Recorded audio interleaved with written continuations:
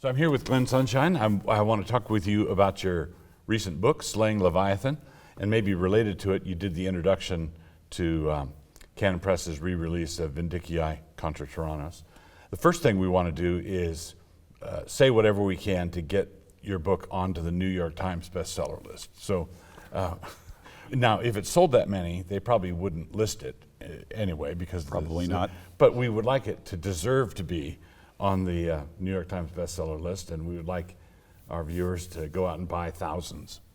So your book is about Protestant, basically Christian/Protestant resistance theology, and you begin with the early church and the formation of the early church over against Rome. Why did you begin there? Because frankly, the start of resistance theory, the start of ideas about limited government, really begins with Jesus in the early church. Most people don't really get this, but it's the early church had a number of ideas that to us seem surprisingly modern. Okay. Let's just start with a historical fact. For 300 years, the church existed as a persecuted minority religion in the empire. Right. And what that means is that unlike every other religion or every other thing within the empire, the church was independent of the state. Right. In Rome... It was against the law. You have to be independent. Right. In Rome, everything was under the authority of Caesar. I mean, religions and everything else. But here you have a group that said, no, Caesar is not Lord. He does not have authority over us. Only God does. And we are going to stay faithful to him, even if Caesar opposes this.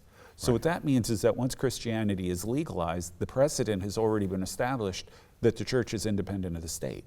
Right. And that was not true of anything else in the Roman world. So for the church as an outlaw organization, it existed in that way for 300 years, which is 100 years longer than the United States has been a country. Right. So that's a long time. Yeah. Right. So that's time enough for an us-them category to get really baked into the Christian psyche. Right. It establishes definitively the idea that the government doesn't control the church. Right, right. And because we functioned for 3 centuries without them controlling anything. Right. In fact, they tried to control everything, and we successfully fought them off. Right. For 3 centuries. Right. Cost a lot of lives, but yes. We did it. And then the fact that it cost a lot of lives means that the Christians will not want to give up that advantage that they paid for with blood. Right. Readily or easily. Right. Yeah. The other interesting thing here, though, is that their argument was fundamentally that worship of God has to be voluntary. It cannot be compelled, because compelled worship is not pleasing to God. Right. And so they're actually arguing for religious liberty. Right. In the first centuries. Now here's the thing that's really striking. A few years ago, I read through Lactantius, who was an early church father who was hired by Constantine to be a tutor for his kids. Right. Right. So Lactantius is connected to the court, and I was really surprised reading through Lactantius that he's arguing for religious liberty. He's arguing for religious freedom. Then I was also surprised in your book to find you noted that you made you put a spotlight on that. So the first court-connected church father is arguing not for mandatory Christianity, but is arguing for religious liberty. Right. And what most people get wrong about the Edict of Milan, which is the thing that decriminalizes Christianity, a lot of people say, the Edict of Milan made Christianity the religion of the empire. No, it didn't. It didn't even specifically decriminalize Christianity. What it said is, we're going to have religious liberty. Right. And that effectively decriminalizes Christianity, but it was actually an edict about religious liberty. And the wording of it seems to have been taken directly from Lactantius. Right. Right. So at some point, Christianity does become the official religion of the empire, but I believe you point out that that's Theodosius I. Sometime later. Right? Yeah. In your book, you talk about how Augustine made some enormous contributions to political theology in both directions. Right. Right. So, in fact, I think it was B.B. Warfield who said that the Reformation was a collision between Augustine's doctrine of the church and Augustine's doctrine of salvation. Right. So Augustine taught both, and they developed and percolated for a while, and then those two Augustinian visions collided in the Reformation. It seems that you're arguing something very similar on political theology. Right. What would that be? Well, where Augustine went wrong is he backed away from the idea of religious liberty. He said that in the case of pagans, you can't force them to faith. But if someone is a heretic, claims to be a Christian, you can force them into conformity. So this is going to be the thing that's going to set up over 1,000 years of heresy trials. I mean, it was a disastrous mistake by Augustine. But what's really, I think, more important about Augustine long term is that he's the guy who really codifies the doctrine of original sin. And what that means, among other things, is that even kings, rulers, emperors, everyone is subject to sin, that they are going to inevitably move toward corruption. And in a lot of ways, the more power they have, the more likely they are to do this. And what that means is that no one can be trusted with absolute power. Right. Which means government must be limited and there must be systems of checks and balances in place. Right. We think of checks and balances as an American thing, and it is, but it actually goes way, way back into the Middle Ages based on Augustine's work. So in his magisterial City of God, which he writes to, Rome was sacked by the Visigoths, and that threw a lot of Christians into a state of consternation. And so Augustine writes this book to show the distinction between the city of God and the city of man. Right. The city of man is susceptible to sin all the way up to the emperor. Right. Right. The emperor is entailed in this. And so we need to be suspicious of those in power. We also need to be suspicious of our own suspicions. Everybody needs to be Right. All of this, we need some sort of firewalls everywhere we go. And so that contribution by Augustine is a true liberty-loving assumption. Right. Right. Yes. Right. Yes. But his willingness to force heretics back into orthodoxy was an unfortunate misstep. Right. Right. Yes.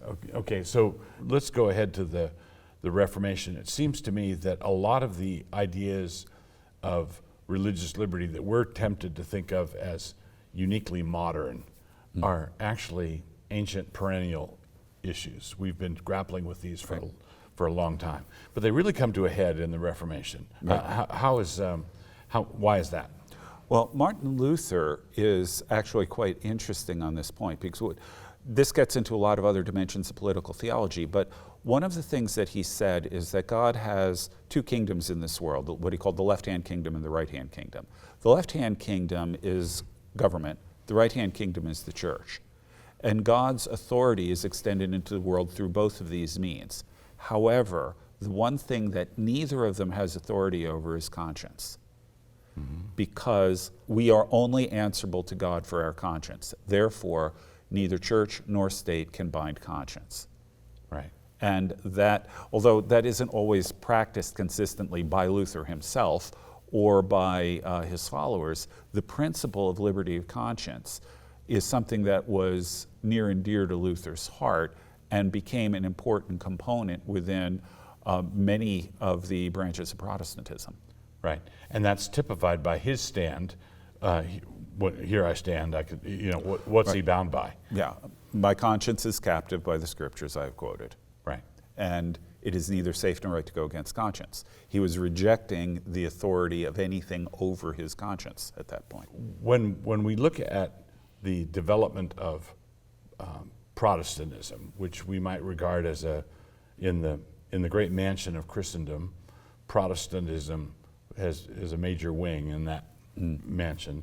Protestant religious, political/religious theology emphasizes liberty of conscience, but the lordship of Christ over all of life. Right. And that means that in the absolutism that began developing in the early modern period, Right. The divine right of kings being one example of that, The idea was, Rutherford argues in Lex Rex against those who say the king can sin against God, but whether he's sinning against God or not is none of your business. Right. Right. You do what he says. You just do whatever the king says. And if the king messed up, then God's going to deal with him at the last day. Nobody else holds him accountable. Right. Because he's the absolute monarch. Right. Protestant political theology is at war with that. Why is that? Well, one of the things you have to understand is one of the reasons why absolutism grows and divine right of kings grow is because of wars of religion that came up over Protestantism. Right. So the idea is, how do we stop religious warfare? Well, if people have the right of liberty of conscience and can defend this and so on, then this is just going to lead to more religious warfare. So we'll go with this idea of divine right of kings, because that tells people that they're not responsible before God for obeying the king when the king orders something evil. This does not fit with most Protestant theologies. I mean, there are some people who will support this, but overall, if Jesus is Lord of all, Jesus has direct authority over us and over our consciences. The king does not have authority in that area. Obedience to Christ is more important and more central than obedience to the king. And most modern Christians understand that when it comes to something explicit like preaching the gospel or smuggling Bibles. You know, most Christians would be good with the state comes to you and says, stop believing in Jesus or stop praying to the Lord. It's you judge for yourself, should I obey God rather than men? That seems very simple, but when it gets out into other areas of life, like whether you should spank your children, or in China where parents are separated from the kids for providing a Christian education, or things like that. What would you say to those Christians who are nervous about resisting state encroachments over things that are not explicitly the gospel? The reason that comes up is that Christians have a great tendency, it's really part of the modern world, to compartmentalize religion. Okay. Religion only fits certain categories. You know, it's about personal salvation, maybe it's about personal morality, maybe it's about something like abortion, but not much more than that. So what that means is you cede to the state authority in every other area except those. Right. But is that really what the message of the gospel is? Right. The answer is no. Right. Jesus talked about the gospel of the kingdom of God. And in case anybody has any doubts about this, in the last verse of Acts, Paul is still talking about the kingdom of God. It hasn't disappeared. Right. The kingdom is here. And the kingdom is everywhere where the king's authority reaches. So the question is, what is Jesus Lord of? Right. And if Jesus is Lord of all, which we say in our hymns all the time, then we have to recognize that Jesus' authority is over the state, that it's over every part of life, and we can't cede that to the state. So in the last verses of Matthew, where Jesus gives the Great Commission, he says we're to just go, disciple the nations, therefore go. Jesus says, all authority in heaven and on earth has been given to me, therefore go, disciple the nations, baptizing them, teaching them to obey. So our duty as Christians is to teach the king's obedience. Right. Right. And if that's the case, then it's not the job of the kings to teach us obedience. Or to teach us obedience to everything they say. The church's job is to teach the king's obedience to everything that Christ says. Exactly, yes. And that includes all of life, all of Christ for all of life. So the logical outworking of this is a Kuyperian lordship of Christ over every aspect of human existence. Right. Yeah. So Kuyper talks about the idea of sphere sovereignty, right? Which itself really comes about because of the early church existing independently of the government. But in sphere sovereignty, what he says is that there are different zones in life that are essentially autonomous, that govern their own affairs under Christ. Right. The problem that comes up is when one sphere begins to interfere with another sphere or to take authority from another sphere, that creates problems. And it creates problems because it's ill-equipped to handle those things, among other things. Or a sphere collapses, let's say. Yeah, a sphere collapses, it implodes. And somebody has to then step in to try to do something. Well, that somebody is almost invariably government. And invariably, the government then steps into an area that it is ill-equipped to deal with, and not surprisingly, deals with it badly.